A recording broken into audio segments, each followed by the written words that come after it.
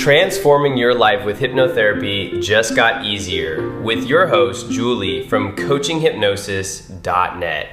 G'day, I'm Julie from coachinghypnosis.net.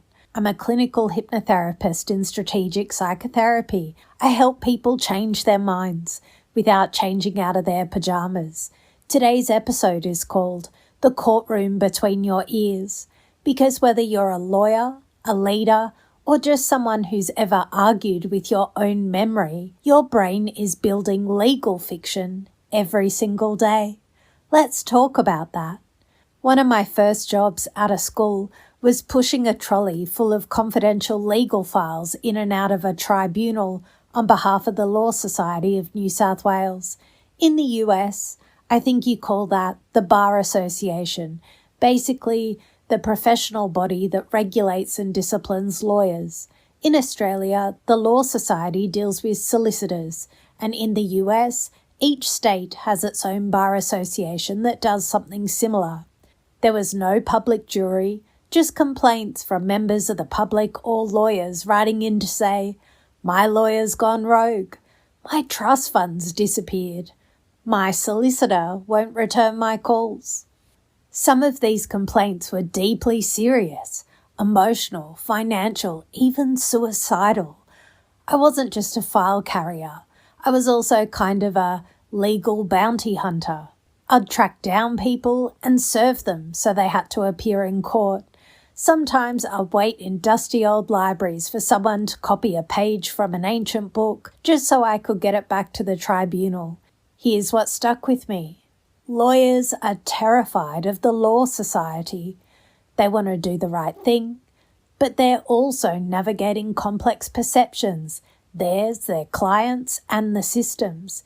If you've ever spent hours prepping for a hearing only to watch the judge's eyebrow arch halfway through your opening, you know the law isn't just about rules. It's about people. People with minds, moods, memories, and motivations that are often nowhere near as tidy as a well-drafted contract. And yet most lawyers are trained to cross-examine everything except one thing they use all day, every day, their own mind. This brings us to the first big principle in NLP. The map is not the territory. In plain English, what you think is happening and what's actually happening are often two different things. Your brain is not a video recorder. It's more like a half-drunk court stenographer with a flair for drama and a tendency to skip the boring bits.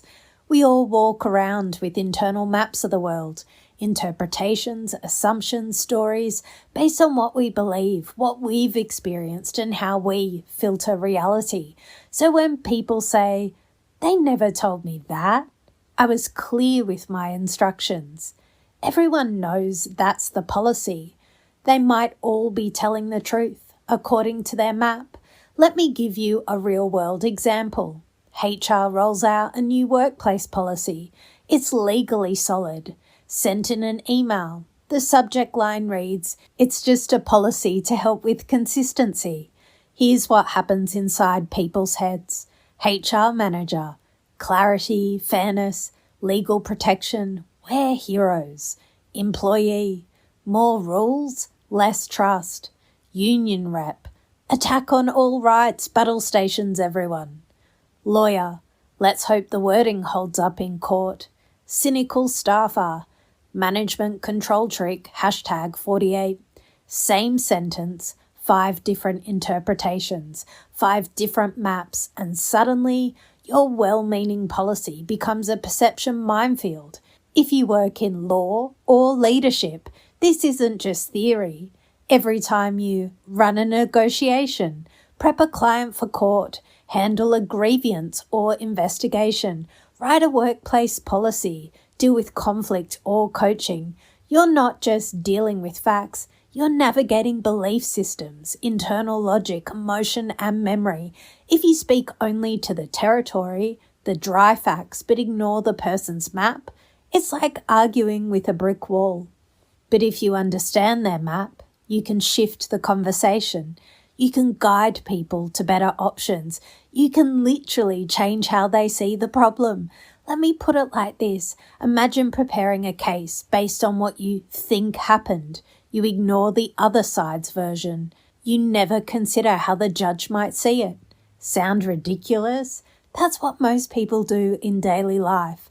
They argue based only on their map, never realizing the other person's version is just as real to them. NLP gives you the tools to understand and work with those maps. So your mind's a courtroom, and your thoughts are filing legal fiction. And once you start paying attention, you might just begin to spot the gaps in the evidence.